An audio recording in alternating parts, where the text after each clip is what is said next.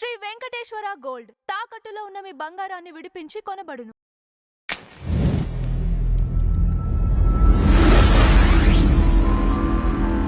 Sir రీసెంట్‌గా అల్లు అర్జున్ గారు fan meet పెట్టారు. అందులో ఫ్యాన్స్‌తో కలుసుకున్నారు వారు. ఆ క్రమంలో ఆయన చేసిన వ్యాఖ్యలు వైరల్‌గా మారాయి. దానిపైన విమర్శలు కూడా వస్తున్నాయి సార్. అసలు ఏంటి ఈ వ్యాఖ్యలను వెనుకున్న అర్థం ఏంటి? అంటే ఆయన చాలా విషయాలు మాట్లాడాడు. హుహు. పర్టిక్యులర్‌గా అభిమానుల్ని సోషల్ మీడియా వైపు డ్రైవ్ చేయటం అనేది ఈ ఫ్యాన్ మీట్ ప్రధాన ఉద్దేశం. హ్మ్. చాలామందికి తెలియని విషయం ఏంటంటే అల్లు అర్జున్ కంప్యూటర్ నుంచి పుట్టినవాడు. ఓకే. ఆయన ఇప్పుడు కంప్యూటర్‌లో వేలు పెట్టడం కాదు. ఆయన కంప్యూటర్ నుంచే ఇండస్ట్రీకి వచ్చాడు. ఆయన ఈ టెక్నికల్ హ్మ్. వర్క్ నేర్చుకుంటూ ఎడిటింగు, విఎఫ్ఎక్స్‌లు, దీని తాలూకా యానిమేషన్‌లు, ఈ యానిమేషన్ అనే ప్రోగ్రామ్ నుంచి ఆయన హీరోగా మొదలైంది కెరీర్. హ్మ్. కాబట్టి తను టెక్కీనే. తనకి కొంత అవగాహన ఉంది. ఎందుకు ఈ ఫ్యాన్ మీట్ అంటే చాలా క్లియర్‌గా ఆయన సినిమాలని ప్రమోట్ చేయాలి. ఎక్కడ ప్రమోట్ చేయాలి? తెలుగు రాష్ట్రాలలో ఆయన సినిమాని క్యారీ ఫార్వర్డ్ చేస్తారు. ఇక్కడ వాళ్ళ కుటుంబానికి ఒక ఫ్యాన్ బేస్ ఉంది. తను నోన్ ఫేస్ కాబట్టి. అరవింద్ గారు అబ్బాయిగా మీడియాతో కాంట్రాక్ట్స్ కూడా రెగ్యులర్‌గా ఉంటాయి కాబట్టి ఇక్కడ పెద్ద ప్రాబ్లం కాదు. కానీ తను ఎంటర్ అయిన కొత్త మార్కెట్‌లో తన పేరు నడవాలి. అలాగే తన అప్డేట్స్ అక్కడ జనాలకు అందాలి. తన సినిమాలను అక్కడ పుష్ చేయగలగాలి. ఆ పుష్ చేయగలిగేటువంటి స్టఫ్ వీళ్ళే, అభిమానులే. కాబట్టి ఈ అభిమానుల్ని ఆర్గనైజ్ చేసి ఒక నెట్వర్క్ ఏర్పాటు చేశాడు ఆయన అన్ని ప్రాంతాల్లో. ఇప్పుడు అల్లు అర్జున్ కొత్త సినిమా గురించి ఇక్కడ ఊహాగానాలు రావటం ఓకే. కానీ ఈ ఊహాగానాలు కాశ్మీర్లో కూడా డ్రైవ్ అవ్వాలి. ఆ డ్రైవ్ చేసేది వీళ్ళే, అభిమానులే. అంటే సోషల్ మీడియా అక్కడ లాంగ్వేజ్లో వాళ్ళు పెట్టినటువంటి పోస్టులు వాటిని వైరల్ చేసే పద్ధతిలో పెడితే అది లోకల్ మీడియాకి వార్తగా మారుతుంది. అలా ఈ సినిమాకి సంబంధించి అక్కడ లోకల్ ఆడియన్స్లోకి పుష్ అవుతుంది. ఈయనకి ఎలాగూ మార్కెట్ ఉంది. కానీ సినిమాని పుష్ చేసేటువంటి ఒక మార్కెటింగ్ స్ట్రాటజీ, నెట్వర్కు లేదు. ఆ మార్కెటింగ్ స్ట్రాటజీని, నెట్వర్క్ని ఏర్పాటు చేశాడు. ఇప్పుడు ఫ్యాన్ మీట్ అంటే అభిమానులతో ఒక నెట్వర్క్ ఏర్పాటు చేశాడు ఆయన. ఇది మార్కెటింగే, అంతకు మించి ఏమీ కాదు. ఈ మార్కెటింగ్ ఎలా చేయాలి, ఫ్రెండ్లీగా ఎలా ఉండాలి, ఇది సోషల్ మీడియా అంటే నెగిటివిటీని స్ప్రెడ్ చేయటం కోసమే అనేది ఒక బ్రాండ్ అయి ఉంది. అసలు బ్రాండింగ్ కోసమే సోషల్ మీడియాని వాడతారు. అంటే బ్రాండింగ్ అంటే నెగిటివ్ బ్రాండింగ్ కూడా బలంగా ఉంది దీనిలో. అంటే ఎవరో ఒకళ్ళని ఇప్పుడు సపోజు రాహుల్ గాంధీనో, లోకేష్నో పప్పుగా బ్రాండ్ చేయడానికి కొన్ని కోట్లు ఖర్చు పెట్టారు. సోషల్ మీడియా నుంచి వచ్చిన బ్రాండింగ్ అది. అలా ఎవరినైనా సోషల్ మీడియాలో బ్రాండింగ్ చేయవచ్చు. మీకు ప్రాపర్ నెట్వర్క్ ఉంటే.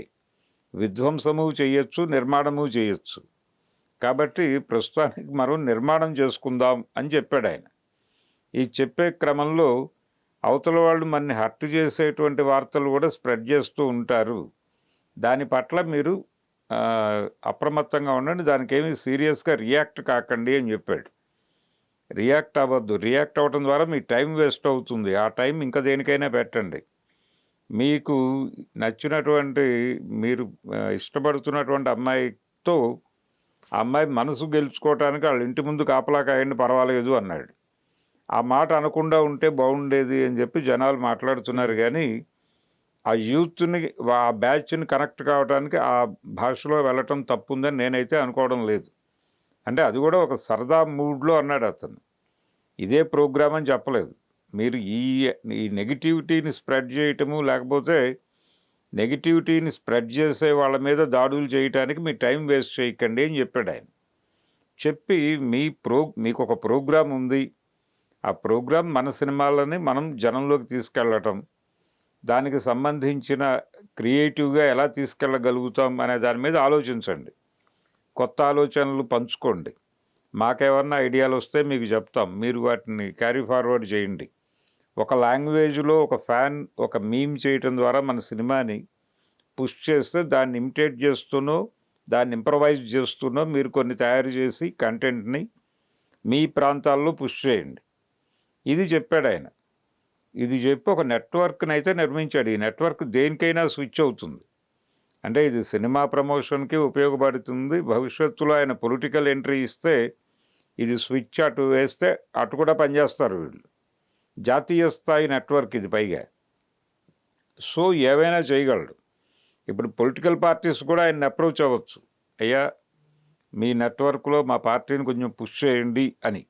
ఆ రేంజ్ ఏర్పాటైతే చేసుకున్నాడు తను మాట్లాడుతున్న మాటలు వీటి మీద రకరకాల చర్చలు ఉన్నాయి. అదేదో మెగా కాంపౌండ్కి నెగిటివ్గా వ్యతిరేక శిబిరము అన్న టోన్లో కూడా విమర్శలు నడుస్తున్నాయి. ఇది దీనిలో జస్ట్ స్పెక్యులేషన్ ఉంది అంతే. ఎందుకంటే చాలా కాలం క్రితమే ఆయన మెగా హీరో అనేటువంటి ట్యాగ్ నుంచి బయటకు వచ్చి అల్లు అనే బ్రాండ్ని ఎస్టాబ్లిష్ చేయడం కోసం ప్రయత్నం చేస్తున్నారు వాళ్ళు. అల్లు సినిమాసు, అల్లు స్టూడియో ఇవన్నీ ఆ ప్రాసెస్లో వచ్చినవే.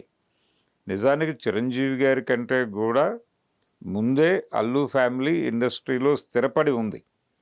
అల్లు రాలంగయ్య గారు అప్పటికే వీళ్ళ వివాహం అయ్యేనాటికి, ఈవెన్ చిరంజీవి గారు ఇంట్రడ్యూస్ అయ్యేనాటికే ఆయన చాలా పెద్ద ఆర్టిస్ట్, క్యారెక్టర్ ఆర్టిస్ట్ పరంగా చూస్తే అల్లు రాలంగయ్య గారు భారీగా నోన్ ఆర్టిస్ట్ కూడా. అలాగే ఈయన ఇండస్ట్రీకి ఎంట్రీ ఇచ్చినటువంటి చిరంజీవి గారు తెర మీద కనిపించిన 78వ సంవత్సరానికే అరవింద్ గారు 2-3 శతదినోత్సవ చిత్రాలు తీసిన ప్రొడ్యూసర్ కూడా.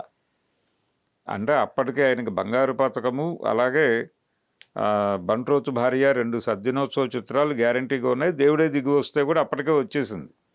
అది కూడా శతదినోత్సవ చిత్రమే, దాసరి గారి డైరెక్షన్లో. సో ఆయన సక్సెస్ఫుల్ ప్రొడ్యూసర్గా ఉన్నాడు. ఈయనేమో సీనియర్ మోస్ట్ ఆర్టిస్టు. అప్పటికి ఆయన కాల్ షీట్లు చాలా హాట్ కేకుల్లా ఉన్న టైము. అందుకని మెగా కాంపౌండ్తో, అంటే వీళ్ళిద్దరూ ప్రొడ్యూసర్గా ఆయన హీరోగా ఉండటం వలన చిరంజీవి గారి ఎదుగుదలలో అరవింద్ గారి పాత్ర ఉంది. అరవింద్ గారు స్టార్ ప్రొడ్యూసర్గా మారటంలో చిరంజీవి గారి పాత్ర ఉంది. అంతవరకే. ఇప్పుడు వాళ్ళ పిల్లలు ఒకే ఏరియాలోకి వచ్చారు. రామ్ చరణ్, అల్లు అర్జున్ ఒకే ఏరియాలో ఉన్నారు కాబట్టి ఎప్పుడైతే అల్లు అర్జున్ నటన అనే ఏరియాని ఎంచుకున్నాడో పక్క నటులతో వృత్తిపరమైన స్పర్ధ ఉంటుంది, పోటీ ఉంటుంది. చిరంజీవి గారితో కూడా పోటీ ఉంటుంది, రామ్ చరణ్తోనూ పోటీ ఉంటుంది, పవన్ కళ్యాణ్తోనూ పోటీ ఉంటుంది.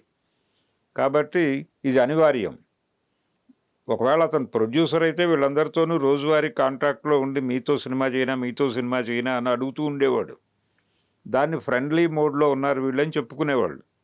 ఇప్పుడు ఒకే ప్రొఫెషన్లో ఉండటం వలన దాని తాలూకా స్పర్ధ ఉంటుంది. ఆ మేరకు అల్లు అనే బ్రాండ్ని ఆయన ఎస్టాబ్లిష్ చేసుకున్నాడు. దానిలో భాగమే ఈ నెట్వర్క్ ఏర్పాటు. తన మార్కెట్ స్థిరీకరణ అనే ప్రోగ్రాంలో ఉన్నాడు ఆయన. ఆ మార్కెట్ స్థిరీకరణ కోసం ఇప్పుడు వస్తున్నటువంటి రాకా సినిమాని ప్రమోట్ చేయటం కోసం, దాన్ని ఆడియన్స్లోకి పుష్ చేయటం కోసం ఈ కార్యక్రమం పెట్టుకున్నాడు తప్ప అది మెగా కుటుంబాన్ని హర్ట్ చేయటము, లేకపోతే తన అభిమానుల్ని జులాయిలుగా మార్చటము ఆయన ఉద్దేశం కాదు. చాలా కాంక్రీట్ ఐడియాలజీతోనే నిన్న కాన్వర్జేషన్ జరిగింది. దాంతోపాటు కొన్ని స్కీమ్స్ కూడా అనౌన్స్ చేశాడు ఆయన. అంటే హెల్త్ ఇన్సూరెన్స్లు, తత్సంబంధమైన కార్డుల పంపిణీ లాంటి క్రతువు కూడా జరిగింది అక్కడ. దాంతోపాటు మేబీ భవిష్యత్తులో ఆయన దీనికి ఒక మూల నిధిని ఏర్పాటు చేసి ఎవరికైనా ఏ సందర్భంగానైనా అభిమానులకి అవసరం వస్తే ఇది ఒక బ్యాంకింగ్ స్ట్రక్చర్లోకి కూడా తీసుకొచ్చి వాళ్ళని ఆదుకునేటువంటి ఒక సపోర్ట్ సిస్టమ్ని డెవలప్ చేసే అవకాశం కూడా ఉంది. అంటే తన సినిమాలు ఆయా లాంగ్వేజ్ల్లో పుష్ అయ్యి అక్కడి నుంచి వసూళ్లు తీసుకురావడం ద్వారా ఈ సినిమా వసూళ్లు పెరగటము, మార్కెట్ స్థిరపడటంతో ఇతని రెమ్యూనరేషన్లు కూడా పెరుగుతాయి. ఆ పెరిగిన రెమ్యూనరేషన్లో నుంచి కొంత భాగాన్ని మూలనిధిగా పెట్టగలిగితే చాలా సర్వీస్ చేయొచ్చు అభిమానులకే. ఇలాంటి ఆలోచన చేసినటువంటి హీరోలు ఇంతకుముందు పెద్దగా కనిపించరు మనకి. అంటే ఎవరైనా అభిమాని కష్టంలో ఉంటే వస్తే ఆదుకోవడం చేసిన వాళ్ళు ఉన్నారు, కానీ దీనికి ఒక నిర్మాణ రూపాన్ని ఇచ్చిన వాళ్ళు పెద్దగా కనిపించరు మనకి. అలా ఒక అరుదైన నిర్ణయం అయితే తీసుకున్నాడు తను. ఆ దిశగా ఎలా వెళ్తాడు ముందుకి అనేది ప్రాక్టికల్గా 4 అడుగులు వేసాక కానీ తెలియదు. మొదటి అడుగు బాగానే లాంచ్ చేశారు వాళ్ళు. అయితే కాంట్రవర్సీలు వాంటెడ్గా క్రియేట్ చేస్తున్నవే. వాళ్ళు జస్టిఫికేషన్ డైలాగ్స్ ఉన్నాయి వాళ్ళ దగ్గర, ఇంకా మాట్లాడట్లేదు కానీ నెమ్మదిగా వీటన్నిటికీ సమాధానాలు వస్తాయి అల్లు క్యాంపు నుంచి. కొంచెం వెయిట్ చేయాలంతే.